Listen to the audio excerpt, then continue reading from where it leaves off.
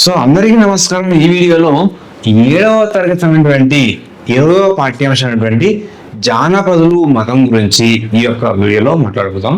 కొత్తగా ఈ వీడియో సందర్భంలో please subscribe channel and share your friends. మరి ఇక్కడ పోచమ్మ అంటే వివిధ రకాల దేవతల గురించి మనం ఈ యొక్క లెసన్ లో చూస్తాము. పోచమ్మ అంటే తెలంగాణలోని అత్యంత ప్రసిద్ధించినటువంటి దేవత ఎవరు సార్ అంటే పోచమ్మ. మరి ఇక్కడ ఈ యొక్క పోచమ్మ దేవత అనేది దేవతామూర్తి రాయి రూపంలో ఉంటుంది. ఎట్లుంటుందండి? రాయి రూపంలో మాత్రమే ఉంటుంది. ఇక్కడ ఈ పోచమ్మకు బోనాలు ఏర్పాటు చేస్తారు. సో పోచమ్మకు కాపలగా పోతరాజు ఉంటాడు. మరి ఇక్కడ ఈ పోచమ్మ వేప చెట్టు కింద కానీ, రాగి అంటే వేప చెట్టు కింద కానీ, అదేవిధంగా రావి చెట్టు కింద కానీ ఈ యొక్క పోచమ్మ విగ్రహం అనేది ఉంటుంది. అంటే తెలంగాణలో అత్యంత ప్రసిద్ధమైనటువంటి దేవత పోచమ్మ. మరి పోచమ్మకు మొదటగా అంటే ముఖ్యంగా అంటు రోగాలు వచ్చినప్పుడు కానీ అంటే ఇక్కడ తల్లి మమ్మల్ని కాపాడమని చెప్పేసి అంటే ఇక్కడ వివిధ రకాల రోగాలు వచ్చినప్పుడు తల్లి మమ్మల్ని కాపాడమని చెప్పేసి పోచమ్మ దేవతకు ఇక్కడ అభయాలు అంటే ఇక్కడ భయాలను తొలగించమని చెప్పేసి పోచమ్మను మొక్కడం జరుగుతుంది. మరి ఇక్కడ ఈ పోచమ్మకు బోనం ఏర్పాటు చేసి ఆ యొక్క బోనాలు తీసి ఆ యొక్క పోచమ్మకు ఇక్కడ అంటే ఆరాధన చేస్తారు. దైవ ఆరాధన అనేది చేయడం జరుగుతుంది. నెక్స్ట్ మైసమ్మ. మరి మైసమ్మ చూసినట్టయితే పశు సంపద కోసం ఇక్కడ ఎగ్జాంపుల్ ఎట్లా ఆడతారు అంటే తెలంగాణలో అత్యంత ప్రసిద్ధి చెందినటువంటి దేవత పోచమ్మ. మరి తెలంగాణలోని పశు సంపద కాపాడే దేవత వస్తారండి ఇక్కడ మైసమ్మ. ఇక్కడ చెరువు కట్ట మీద అంటే మైసమ్మ ఇక్కడ ముఖ్యంగా ఏంటంటే పశువులు కాపాడే దేవత.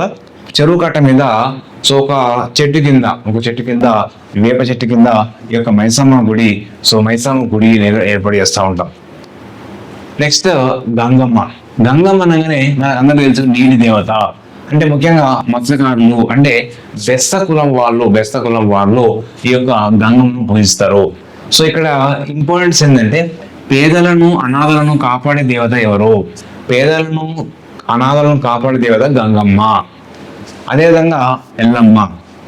ఎల్లమ్మ అనగానే ఎల్లమ్మకు ఉన్నటువంటి మార్పేర్లు ఏంటి? పోలేరమ్మ, మరిడమ్మ, నెక్స్ట్ రేణుకా ఎల్లమ్మ, పోలేరమ్మ, మరిడమ్మ, మహంకాళి, జోగమ్మ, సోమలమ్మ. ఇక్కడ ఈ విధంగా రకరకాల పేర్లు ఉన్నాయి. నెక్స్ట్ గ్రామ అంటే ఇక్కడ గ్రామ పొలిమేరల్లో ఉండి ఊరును కాపాడుతుంది.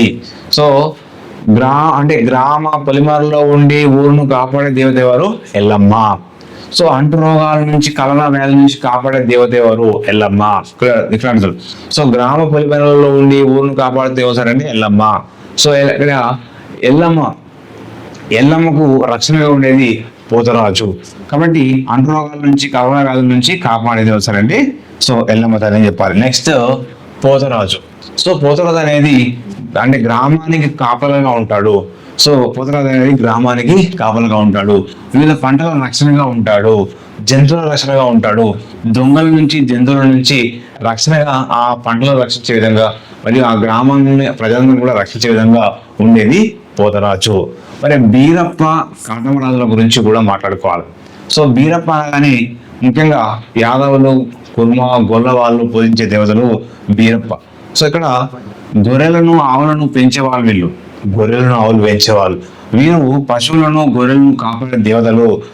అంటే వీరు పశువులను గొర్రెలను కాపాడే దేవతలుగా వీళ్ళను పూజిస్తారు. ఏది? బీరప్పను, కాటమరాజు.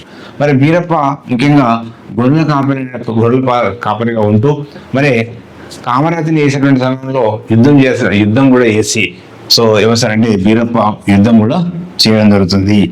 తర్వాత పశుపాలకులు అంటే పశుపాలకుల యొక్క హక్కుల కోసము, పచ్చిక బయళ్ళ కోసము, అంటే వాళ్ళు మేపుకోవడం కోసం అంటే పశువులు మేపుకోవడం కోసము హక్కు గురించి నెల్లూరు రాజుతో పోరాటం చేసిన వారు ఎవరంటే అంటే కాటమరాజు. కాటమరాజు ఏం చేశారంటే పశుపాలకుల హక్కుల కోసము, పచ్చిక బయళ్ళ కోసము, మేపుకునే హక్కు కోసం, అంటే పశువులు మేపుకునే హక్కు కోసము నెల్లూరు రాజుతో కాటమరాజు ఏం చేసిండు? కాటమరాజు యుద్ధం చేయడం జరిగింది. అది చాలా ఇంపార్టెంట్. ఎవరితో చేసిండు? నెల్లూరు రాజుతో చేయడం జరిగింది. దేనికోసం అనేది అడుగుతాడు. నెక్స్ట్ సమ్మక్క సారలమ్మ జాతర. సో మరి ప్రతి 2 సంవత్సరాలకు ఒకసారి సమ్మక్క సారలమ్మ జాతర జరుగుతుంది. సో ఇది ఏ జిల్లాలో అంటే జయశంకర్ జిల్లాలోని తాడ్వాయి మండలంలోని మేడారం గ్రామంలో జరుగుతుంది. ఫిబ్రవరి నెలలోని ఈ యొక్క సమ్మక్క సారక్క జాతర అనేది జరుగుతూ ఉంది. సో మరి ఇక్కడ ఈ యొక్క ప్రస్తుతం అయితేనేమో యాజ్ పర్ టెక్స్ట్ బుక్ ఎట్లా ఉందో అట్లా ఉంది, అట్లా నేర్చుకోవాలి కాబట్టి జయశంకర్ జిల్లా ఏమైంది కాబట్టి Jayashankar. As per current affairs ప్రకారం మాత్రం ములుగు జిల్లాలో ఉంది అని గుర్తుపెట్టుకోవాలి. సమ్మక్క సారక్క అనేది జయశంకర్ జిల్లాలోని తాడ్వాయి మండలంలోని మేడారం గ్రామంలో నిర్వహిస్తారు. సో ప్రతి 2 సంవత్సరాలకు ఒకసారి ఈ యొక్క జాతరను చాలా ఘనంగా నిర్వహిస్తారు. మరియు ఈ యొక్క సమ్మక్క సారక్క జాతరలో బెల్లమును అంటే ఇక్కడ బంగారంతో, అంటే బెల్లం అంటే ఇక్కడ బంగారంగా సో మనము పోలుస్తాము. మరి ఇక్కడ అసలు వాస్తవానికి సమ్మక్క సారక్క యొక్క కథ ఏంటి సార్ అంటే ఎట్లా స్టార్ట్ అయింది సార్ అంటే కాకతీయ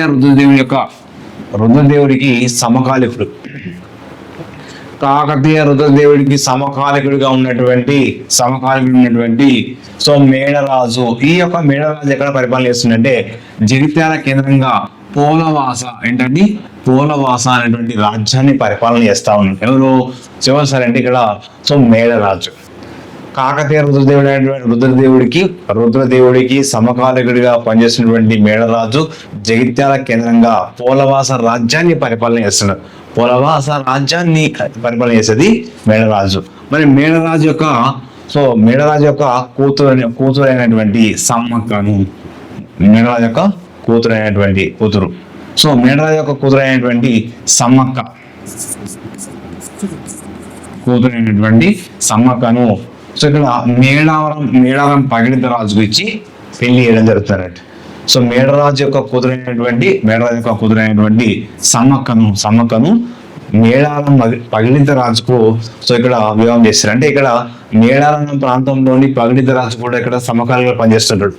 సో పగిడిత రాజుకు అంటే పెళ్లి చేయడం జరుగుతుంది.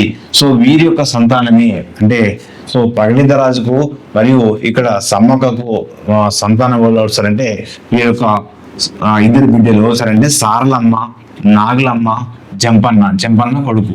కాబట్టి మొత్తం 3 సంతానం అంటే ఎవరికి ఈ పగిడిత రాజుకు సమ్మక్కకు జన్మించినటువంటి 3 వస్తారంటే సారలమ్మ, నాగులమ్మ, సో జంపన్న.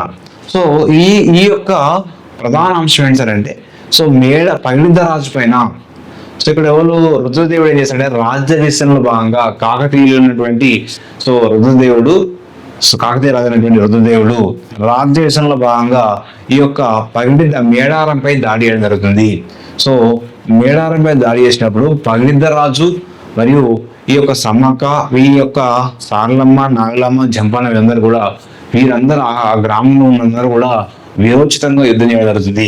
యుద్ధం చేస్తే సో ఈ యుద్ధంలో చాలా అంటే ఇందులో చాలా మంది చనిపోవడం కూడా జరిగింది.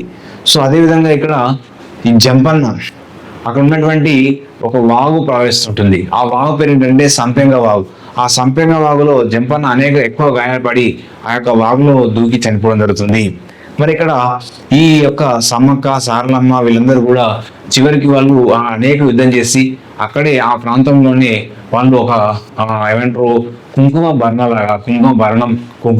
రూపంలో వాళ్ళు ఆ యొక్క చెట్ల పైన ఉన్నట్టుగా మనకున్నటువంటి కథన ప్రకారం తెలియజేస్తుంది. కాబట్టి ఆ విధంగా ఈ సమ్మక్క సారలమ్మ జాతరను ప్రతి 2 సంవత్సరాలకు ఒకసారి ఫిబ్రవరి నెలలోని నిర్వహిస్తారు. 3 రోజులు ఇచ్చాడు. సో టెక్స్ట్ బుక్ ఇచ్చిన ప్రకారం చూసినట్లయితే ఎన్ని రోజుల పండుగ సార్ అంటే 3 రోజుల పండుగను నిర్వహిస్తారు సమ్మక్క సారలమ్మ. సో తెలంగాణలోని ఈ సమ్మక్క సారక్క జాతర చాలా పెద్దగా నిర్వహిస్తారు. మరియు ఛత్తీస్గఢ్, వివిధ రాష్ట్రాల నుంచి మహారాష్ట్ర, మధ్యప్రదేశ్ ఆ రాష్ట్రాల నుంచి ఈ యొక్క సమ్మక్క సారక్క జాతరకు 1.5 మంది వరకు కూడా ఈ యొక్క జాతరకు రావడం జరుగుతుంది. కాబట్టి ఇక్కడ ఏం గుర్తుపెట్టుకోవాలి ఇందులో సో సమ్మక్క గుర్తుపెట్టుకోండి, సమ్మక్క సారలమ్మ. ఈ సమ్మక్క తల్లి, సారలమ్మ బిడ్డ నాగలమ్మ. సో సమ్మక్క 2 బిడ్డలు, సమ్మక్కకు 2 బిడ్డలు, సారలమ్మ, నాగలమ్మ, కొడుకు జంపన్న. సో వీరు విరచితంగా పోరాటం చేసినప్పుడు వీరు కుంకుమ భరణ రూపంలో అక్కడ చెట్ల పైన ఉన్నట్టుగా మనకు ఉన్నటువంటి కథన ప్రకారం తెలియజేస్తుంది. రైట్. నెక్స్ట్ వచ్చేసి మోహరం అంటే పీర్ల పండుగ. సో ఇక్కడ పీర్ల పండుగ అనేది పీర్ల పండుగ. సో ఇక్కడ పీర్ల పండుగ అనేది మామూలుగా 10 సంవత్సరాలకు ఒకసారి నిర్వహిస్తాం. ఇది ముఖ్యంగా ప్రధాన కారణం ఏంటంటే ఇరాక్ లో జరిగినటువంటి కర్బలా యుద్ధంలో, అందుకనే కర్బలా అని అంటారు. సో ఇరాక్ లో జరిగినటువంటి కర్బలా యుద్ధంలో సో మహమ్మద్ ప్రవక్త యొక్క మన్మడు చనిపోయాడు. సో మహమ్మద్ ప్రవక్త యొక్క మన్మడు చనిపోయిన తర్వాత అతని యొక్క జ్ఞాపకార్థము చనిపోవడం వల్ల అతని యొక్క జ్ఞాపకార్థము ఈ యొక్క మొహరం పండుగ నిర్వహించుకుంటారు.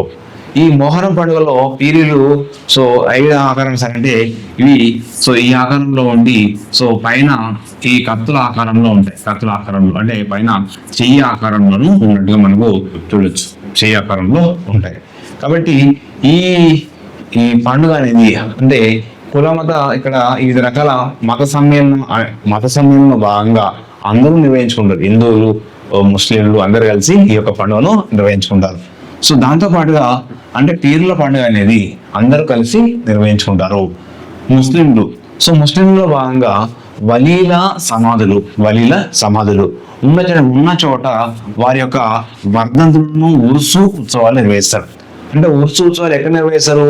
వలీల సమాధులు ఉన్నటువంటి చోట వారి యొక్క వర్ధంతులు జయంతి కాదండి, వర్ధంతులు అంటే వాళ్ళు చనిపోయినటువంటి రోజులు. వలీల సమాధులు ఉన్నటువంటి చోట వారి వర్ధంతులను ఉర్సు ఉత్సవాలు జరుపుతారు. ఉర్స్ ఉత్సవాలను నిర్వహిస్తారు. అక్కడ అదే ముస్లిం అందరూ కలిసి ఏం చేస్తారంటే ఆ ఉర్సు ఉత్సవాలలో పాల్గొని అక్కడే నిద్రిస్తారు. తర్వాత జహాంగీర్ పీర్ దర్గా ఇది చాలా ఇంపార్టెంట్ ఎగ్జామ్ అడిగే అవకాశం ఉన్నది. రంగారెడ్డి జిల్లాలోని కొత్తూరు మండలంలో ఉన్నటువంటి అంటే ఒక అడవిలో ఉంటుంది. జహాంగీర్ పీర్ దర్గా ఉంటుందండి. ఇది ఎక్కడ చూసారంటే ఒక అడవిలో ఉంటుంది. అడవిలో మరి 15వ శతాబ్దంలో చివరన ఇరాక్ చెందినటువంటి సోదరులు ఇరాక్ చెందినటువంటి ఇక్కడ ఇండియా దేశం అంటుందండి. ఇరాక్ చెందినటువంటి సోదరులు సయ్యద్ గౌసుద్దీను, సయ్యద్ బురానుద్దీను అనేటువంటి ఇద్దరు సోదరులు వీరు దైవ ఆచరణలో భాగంగా ఇదే ప్రదేశంలో ఉంటూ వాళ్ళు అక్కడే చనిపోవడం జరిగింది. వారి సమాధులపై ఉన్నటువంటి చిన్న దర్గాను నిర్మించారు. ఆ సమాధిలో మంచి మహాత్యం ఉన్నట్టు, వారి యొక్క మహిమలు ఉన్నట్టుగా సమాధిలో ఉన్నటువంటి అంటే వారి సమాధుల పైన చిన్న దర్గా నిర్మించారు. మంచి మహిమ ఉన్నట్టుగా కూడా ఇక్కడ ఈ యొక్క దర్గాలకు ఫేమస్ గా ఉందన్నట్టు. మరి 17వ శతాబ్దంలో ఔరంగజేబు కూడా ఇబ్రాహిం అలీని నియమించాడు. ఈ ఔరంగజేబు కూడా ఈ యొక్క దర్గాలను అంటే ఇక్కడ ఏ దర్గాలను జహాంగీర్ పీర్ దర్గాను దర్శిస్తాడు. అక్కడ దర్శించి ఆ ప్రాంతంలో ఆ యొక్క దర్గాలకు మంచి మహాత్యం ఉన్నట్టుగా, మహిమలు ఉన్నట్టుగా సో గుర్తించి వీటిని అక్కడ ఒకరిని నియమిస్తారు. అతని పేరు అంటే ఇబ్రాహిం అలీని నియమిస్తాడని గుర్తుపెట్టుకోవాలి. రైట్. నెక్స్ట్ మనకు ఉన్నటువంటి అంశాలలో భాగంగా ఈ జహాంగీర్ పీర్ దర్గా అనేది ఎప్పుడు నిర్వహించుకుంటారు? ప్రతి సంవత్సరం కూడా సంక్రాంతి పండుగ తర్వాత ప్రతి సంవత్సరం కూడా జహాంగీర్ పీర్ దర్గా అనేది ప్రతి సంవత్సరం కూడా సంక్రాంతి పండుగ తర్వాత మొదటి గురువారం నుంచి 3 రోజులు నిర్వహించుకుంటారు. ఎన్ని రోజులు నిర్వహించుకుంటారు? 3 రోజులు నిర్వహించుకుంటారు. సో 3 రోజులు ఉర్సు ఉత్సవాలు నిర్వహిస్తారు. మొదటి రోజు ఏం చేస్తారు? ఫస్ట్ రోజు గంధపు పూజ, రెండో రోజు దీపారాధన, మూడో రోజు కవ్వాలి చేస్తారు. సో ఈ జహాంగీర్ పీర్ దర్గాలోని ప్రతి సంవత్సరం ఎప్పుడు సంక్రాంతి పండుగ తర్వాత ఈ విధంగా నిర్వహిస్తారు. నెక్స్ట్ వచ్చేసి బోనాలు. తెలంగాణలోని మనకు బోనాలు అంటే బోనం అంటే భోజనం. మరి ఆ బోనంలో ఇక్కడ పసుపు అందులో వేసేసి అదేవిధంగా మరి ఇక్కడ పసుమన్నము బోనం అనేది సో దేవతలకు మనం బోనం రూపంలో తెలంగాణ సంప్రదాయం ప్రకారం చేస్తూ ఉంటాం. మన జానపద సంప్రదాయాలు ఏమున్నాయి? 2500 సంవత్సరాల క్రితము నాగులను, చెట్లను, యక్షిణీలను పూజించేవారు. ఎవరు పూజించేవారు? 2500 సంవత్సరాల క్రితము నాగులను, చెట్లను, యక్షిణులను పూజించేవారు. 14వ శతాబ్దంలో శ్రీనాథుడు రచించినటువంటి సో పల్నాటి వీరుల చరిత్ర అనేది 5 అంశాల గురించి తెలియజేస్తుంది. అంటే ఈ విధంగా మనకు ఈ లెసన్ లో ఉన్నటువంటి ప్రధాన అంశాలు ఏంటి సార్ అంటే ఇక్కడ ఈ దర్గా మీద క్వశ్చన్ అడిగే అవకాశం ఉంటుంది. జహాంగీర్ పీ దర్గా అనేది ఎక్కడ ఉంది? రంగారెడ్డి జిల్లాలోని కొత్తూరు మండలము. సో ఏ శతాబ్దంలో, 10వ శతాబ్దంలో. వీళ్ళ పేర్లు అడగచ్చు. సోదరుల పేర్లు అంటే సయ్యద్ గౌసుద్దీను, సయ్యద్ బురానుద్దీను అనేది పేర్లు. సో ఔరంగజేబు కూడా 17వ శతాబ్దంలో ఈ యొక్క దర్గాను అంటే దర్శించి ఇబ్రాహిం అలీని నియమించాడు అనేది గుర్తుపెట్టుకోవాలి. తర్వాత మొహరం అనేది ఎందుకు అంటే కర్బలా యుద్ధంలో మహమ్మద్ ప్రవక్త యొక్క మన్మడు చనిపోవడం వల్ల అతని జ్ఞాపకార్థం. నెక్స్ట్ వచ్చేసి కాకతీయుల మీద మనకు క్వశ్చన్ అడిగే అవకాశం ఉంటుంది. సో ఇక్కడ ఏంటి సార్ అంటే మేడరాజు మేడరాజు పుత్రుడైనటువంటి సమ్మక్కను సో పగిడిత రాజుకు మేడారం రాజు అనేటువంటి పగిడిత రాజుకు పెళ్లి చేయడం జరుగుతుంది, వివాహం చేస్తారు. తర్వాత వారికి సంతానం ఏంటంటే సారలమ్మ, నాగులమ్మ, జంపన్న ఏ వాగులో దూకాడు సార్ అంటే సంపెంగ వాగులో దూకి చనిపోవడం జరిగింది. మరి పశుపాలకుల హక్కుల కోసము ఇక్కడ బయళ్ళ అంటే పశుపాలకుల హక్కుల కోసము పచ్చిక బయళ్ళ కోసం పోరాటం చేసేవారు. ఎవరితో పోరాటం చేశారంటే కాడమరాజు. సో నెల్లూరు రాజులతో పోరాటం చేసిండు అనేది గుర్తుపెట్టుకోవాలి, అది ఇంపార్టెంట్. ఓకేనా. నెక్స్ట్ వచ్చేసి ఎల్లమ్మ గ్రామ పొలిమేరలో ఉండేటువంటి దేవత ఎల్లమ్మ అనేది గుర్తుపెట్టుకోవాలి. ఈ విధంగా మనకు ఈ లెసన్ లో ఉన్నటువంటి ప్రధాన అంశాలు. So thank you to all. ఈ వీడియోస్ అందరూ కూడా please subscribe channel and share friends.